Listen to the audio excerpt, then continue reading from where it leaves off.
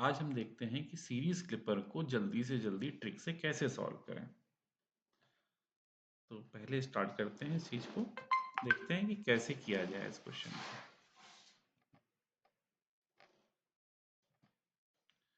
तो यहाँ पर ये क्वेश्चन है जो हमको सॉल्व करना है।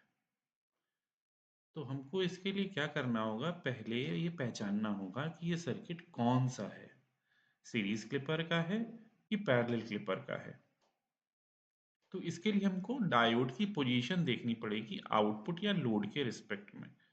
तो यहाँ पर हमको दिखाई पड़ता है कि आउटपुट या लोड के रिस्पेक्ट में डायोड सीरीज में लगा हुआ है। तो ये सीरीज क्लिपर का क्वेश्चन हो गया। अब सॉल्व कैसे करें?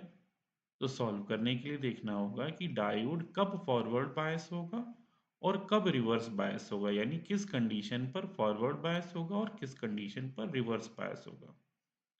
तो हमको पता है कि डायोड के पी टर्मिनल का वोल्टेज जब एन टर्मिनल के वोल्टेज से 0.7 से ज़्यादा होता है तो सिलिकॉन डायोड फॉरवर्ड बायस होता है। तो अब हमको क्या करना है, पी टर्मिनल और एन टर्मिनल का वोल्टेज निकालना पड़ेगा। तो हमने एज्यूम किया कि पी टर्मिनल का वोल्टेज वीपी है, पर इस वीपी की वैल्यू कैसे निकालें? तो हम पी टर्मिनल से पीछे जाना शुरू करें। जब हम पी टर्मिनल से पीछे जाएंगे तो हमको दिखाई पड़ेगा कि 5 वोल्ट की एक सप्लाई मिलेगी। और 5 वोल्ट की सप्लाई का कौन सा टर्मिनल मिलेगा? तो 5 वोल्ट की सप्लाई का प्लस वाला टर्मिनल हमको यहाँ पर मिलेगा। तो Vp हो गया, यानी P टर्मिनल का वोल्टेज +5 हो गया। फिर और पीछे जाओ। जब और पीछे जाते हैं तो हमको क्या देखने को मिलता है? हमको देखने को मिलता है कि VI वोल्ट का या VI सप्लाई का प्लस वाला टर्मिनल P टर्मिनल से कनेक्टेड है। इसका मतलब ये VI वोल्ट की सप्लाई भी प्लस VI P टर्मिनल पर वोल्टेज देगी। सो इन टोटल P टर्मिनल का वोल्टेज हो गया 5 प्लस VI। यहाँ पर केवल दो ही सप्लाई वोल्टेज लगे हुए हैं और जिन्होंने अपना पूरा वोल्टेज पी टर्मिनल पर डिलीवर कर दिया। सो एन टर्मिनल पर वोल्टेज क्या होगा? 0 होगा। तो हमने इस चीज को लिख लिया। देखिए, फिर से देखिए, पी टर्मिनल से हम पीछे जाएंगे तो हमको क्या मिलेगा? 5 वोल्ट सप्लाई का प्लस वाला टर्मिनल, सो +5। और पीछे जाएंगे तो हमको VI का भी प्लस वाला टर्मिनल मिलेगा। तो टोटल हो गया 5 प्लस VI, VN हो गया 0।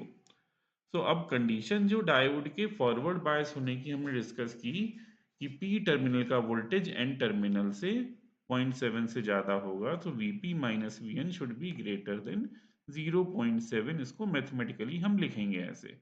सो P टर्मिनल का वोल्टेज रखा, N का रखा, सॉल्व किया। सॉल्व करने से हमको एक वोल्टेज मिला VI इज ग्रेटर देन -4.3। इस कंडीशन पर डायोड फॉरवर्ड बायस होगा। अब ये -4.3 जो वोल्टेज है बहुत इंपॉर्टेंट है। अगर ये सही निकला तो क्वेश्चन हमारा अब सही होगा। तो हमने इनपुट की वेवफॉर्म ड्रॉ की। अब इस वेवफॉर्म में हमको -4.3 इंडिकेट करना है। तो स्टेप 1 हुआ indicate -4.3 in the input waveform. तो हमने इंडिकेट कर दिया। कहाँ होगा? जीरो लाइन के नीचे। अब जीरो लाइन को हमको सीरीज क्लिपर में शिफ्ट करना होता है। कहाँ शिफ्ट करना होता है? जो वोल्टेज हमने निकाला, इट मीन्स -4.3 पर शिफ्ट करना होगा। तो हमने इसको शिफ्ट किया।